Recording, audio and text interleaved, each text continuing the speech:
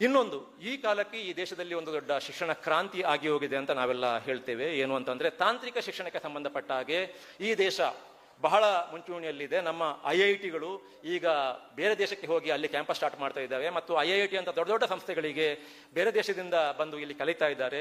ಈ ಐಐಟಿ ಅಂತ ಪ್ರತಿಯೊಬ್ಬ ಮಧ್ಯಮ ವರ್ಗದ ಹೆತ್ತವರಿಗೆ ಕೂಡ ನನ್ನ ಮಗ ಐಐಟಿಗೆ ಹೋಗ್ಬೇಕು ಅನ್ನುವಂಥ ಒಂದು ಕನಸಿದೆ ಅಲ್ಲ, ನಮ್ಮೆಲ್ಲರ ಕನಸೋದು, ಎಲ್ಲರ ಕನಸು. ಅದು ನನಗಿದೆಯೋ ಅನ್ನೋ ಪ್ರಶ್ನೆ ಬೇರೆ, ಆದರೆ ಪ್ರತಿಯೊಬ್ಬ ಪ್ರಜೆಯ ಮತ್ತು ಪ್ರತಿಯೊಬ್ಬ ಹೆತ್ತವರ ಒಂದು ಅಭಿಲಾಷೆ ಆಗಿರುತ್ತೆ ಇದು. ಈ ಕನಸಿಗೆ ಬೀಜಾಂಕುರ ಮಾಡಿದ್ದು ಮಾನ್ಯ ಆಜಾದ್ ಅವರು ಮೊದಲ ಐಐಟಿಯನ್ನ ಖರಗ್ಪುರದಲ್ಲಿ, ಇವತ್ತಿಗೂ ಕೂಡ ಐಐಟಿ ಖರಗ್ಪುರ ಅಂತಂದ್ರೆ ಇರತಕ್ಕಂಥ ಎಲ್ಲ ಐಐಟಿಗಳ ಪೈಕಿ ಬಹಳ ಹೆಸರುವಾಸಿಯಾದಂಥ ಐಐಟಿ ಖರಗ್ಪುರ್. ಆ ಐಐಟಿ ಖರಗ್ಪುರವನ್ನು ಸ್ಥಾಪಿಸಿದ್ದು ಮಾನ್ಯ ಆಜಾದ್ ಅವರು. ಮತ್ತೆ UGC ಅಂತ ನಾನು ಏನು ಕರಿತಿದ್ದೇವೆ ಇವತ್ತು, ಇಡೀ ನಮ್ಮ ವಿಶ್ವವಿದ್ಯಾನಿಲಯ ವ್ಯವಸ್ಥೆಯನ್ನ ನಿಯಂತ್ರಿಸತಕ್ಕಂಥ ಅಥವಾ ಅದಕ್ಕೆ ಬೇಕಾದಂಥ ಹಣಕಾಸನ್ನ ಒದಗಿಸತಕ್ಕಂಥ ಯೂನಿವರ್ಸಿಟಿ ಗ್ರಾಂಟ್ಸ್ ಕಮಿಷನ್, ಅದನ್ನ ಪ್ರಾರಂಭಿಸಿದ್ದು ಆಜಾದ್ ಅವರು. ಮತ್ತೆ Indian Council of Cultural Relations ಅನ್ನ ಪ್ರಾರಂಭಿಸಿದ್ದು ಆಜಾದ್ ಅವರು.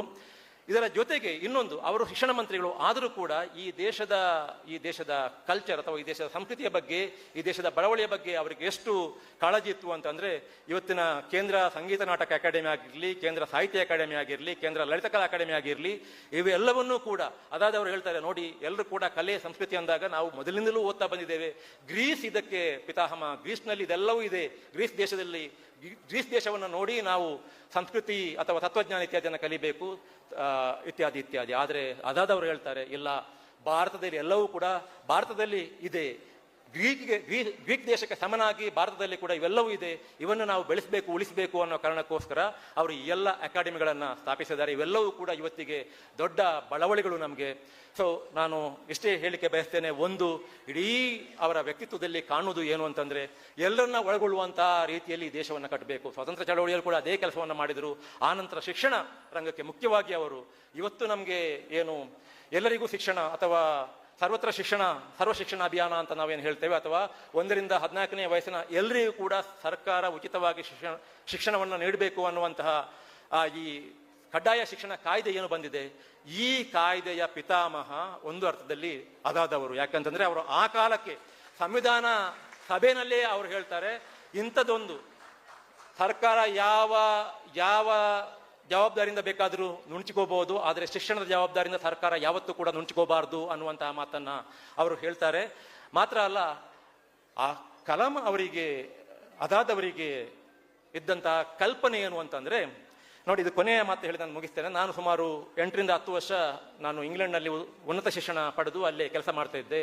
ಅಲ್ಲಿ ನಾನು ಕಂಡಂತ ಒಂದು ಬಹಳ ಮುಖ್ಯವಾದ ವಿಚಾರ ಏನು ಅಂತಂದ್ರೆ, ಅಲ್ಲಿ ಈ ಸರ್ಕಾರಿ ಶಾಲೆಗಳು ಬೇರೆ ಮತ್ತು ಖಾಸಗಿ ಶಾಲೆಗಳು ಬೇರೆ. ಶ್ರೀಮಂತರೆಲ್ಲ ಖಾಸಗಿ ಶಾಲೆಗಳಿಗೆ ಹೋಗುವುದು, ಬಡವರೆಲ್ಲ ಸರ್ಕಾರಿ ಶಾಲೆಗಳಿಗೆ ಬರುವುದು ಅನ್ನುವಂಥ ಒಂದು ರೀತಿಯ ಭೇದ ಇಲ್ಲ. ಅಲ್ಲಿ ಖಾಸಗಿ ಶಾಲೆಗಳು ಇಲ್ಲ ಅಂತ ಇಲ್ಲ, ಇದ್ದಾವೆ. ಬಹಳ ಶ್ರೀಮಂತರು, ಏನು ಅವರಿಗೆ ನಾರ್ಮಲ್ ಆಗಿ ಜೀವಿಸಲಿಕ್ಕೆ ಸಾಧ್ಯನೇ ಇಲ್ಲ ಅನ್ನುವಂಥವ್ರು ಮಾತ್ರ ಖಾಸಗಿ ಶಾಲೆಗೆ ಹೋಗ್ತಾರೆ. ಉಳಿದವರು ಎಲ್ಲರೂ ಕೂಡ ಅವರು ಯಾವ ಹಿನ್ನೆಲೆಯಿಂದ ಬಂದಿರಲಿ, ಯಾವ ಜಾತಿಯಿಂದ ಬಂದಿರಲಿ, ಅವರ ವರಮಾನ ಎಷ್ಟಾದರೂ ಇರಲಿ, ಅವರ ಹೆತ್ತವರು ಯಾವ ಹುದ್ದೆಯಲ್ಲಿರಲಿ, ಅವರೆಲ್ಲರೂ ಕೂಡ ಒಂದು ಸರ್ಕಾರಿ ಶಾಲೆಯಲ್ಲೇ ಕಲಿಯುವಂಥ ಒಂದು ವ್ಯವಸ್ಥೆ ಅಲ್ಲಿದೆ. ಮತ್ತೆ ಯಾವ ಪ್ರದೇಶದಲ್ಲಿ ಆ ಶಾಲೆ ಇದೆಯೋ ಆ ಪ್ರದೇಶದಲ್ಲಿ ಇರತಕ್ಕಂಥ ಎಲ್ಲರೂ ಕೂಡ ಅವರ ಎಲ್ಲ ಭೇದ ಭಾವವನ್ನು ಮರೆತು ಅದೇ ಶಾಲೆಯಲ್ಲಿ ಕಲಿಬೇಕು ಅನ್ನುವಂಥ ಒಂದು ವ್ಯವಸ್ಥೆ ಇದೆ. ಇದನ್ನ ಕಾಮನ್ ಸ್ಕೂಲಿಂಗ್ ಸಿಸ್ಟಮ್ ಅಂತ ಹೇಳ್ತಾರೆ.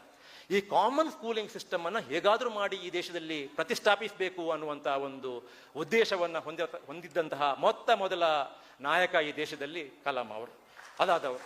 ಓಕೆ, ಇವತ್ತು ಮಾನ್ಯ ಶಿಕ್ಷಣ ಸಚಿವರು ಇಲ್ಲಿದ್ದಾರೆ, ಆದ ಕಾರಣ ಒಂದೇ ಒಂದು ಮಾತನ್ನು ಹೇಳಿ ನನ್ನ ಮಾತುಗಳನ್ನು ಮುಗಿಸ್ತೇನೆ. ನಮ್ಮ ರಾಜ್ಯದ ಶಿಕ್ಷಣ ಇಲಾಖೆ ಕರ್ನಾಟಕ ಪಬ್ಲಿಕ್ ಸ್ಕೂಲ್ ಅನ್ನುವಂತಹ ಒಂದು ಪರಿಕಲ್ಪನೆ ಹಿಡಿದುಕೊಂಡು ಕರ್ನಾಟಕ ಪಬ್ಲಿಕ್ ಸ್ಕೂಲನ್ನು ಎಲ್ಲ ಕಡೆ ಸ್ಥಾಪಿಸ್ತಾ ಇದೆ. ಈ ಪಬ್ಲಿಕ್ ಸ್ಕೂಲ್ ಏನಿದೆ, ಇದು ಮುಂದುವರೆದು ಆ ರೀತಿಯ ಕಾಮನ್ ಸ್ಕೂಲ್ ಆಗಲಿ, ಅಲ್ಲಿಗೆ ಎಲ್ಲರೂ ಕೂಡ ಈ ಖಾಸಗಿ ಶಿಕ್ಷಣ ವ್ಯವಸ್ಥೆಗಳ ಹಾವಳಿಯನ್ನು ತಗ್ಗಿಸಲಿಕ್ಕೆ ಅವರನ್ನ ಬ್ಯಾನ್ ಮಾಡಲಿಕ್ಕೆ ಆಗಲ್ಲ. ನಾವೇನು ಮಾಡಬೇಕು ಅಂತಂದ್ರೆ, ನಮ್ಮ ಸರ್ಕಾರಿ ಶಾಲೆಗಳನ್ನ ಅಷ್ಟೇ ಸಮರ್ಥವಾಗಿ ಕಟ್ಟಿದಾಗ ಮಾತ್ರ ಅಲ್ಲಿಗೆ ಹೋಗುವ ಮಕ್ಕಳು ಅಷ್ಟು ದುಡ್ಡು ಕೊಟ್ಟು ಅಲ್ಲಿಗೆ ಯಾಕೆ ಹೋಗ್ತಾರೆ, ಇಲ್ಲಿಗೆ ಬರ್ತಾರೆ. ಆ ಒಂದು ಪ್ರಯತ್ನ ಕರ್ನಾಟಕ ಪಬ್ಲಿಕ್ ಸ್ಕೂಲ್ ಸಿಸ್ಟಮ್ ಅಲ್ಲಿ, ನಾನು ಕರ್ನಾಟಕ ಶಿಕ್ಷಣ ನೀತಿ ಆಯೋಗದ ಸದಸ್ಯನಾಗಿದ್ದೆ. ನಾವು ಒಂದು ವರದಿಯನ್ನು ಕೊಟ್ಟಿದ್ದೇವೆ.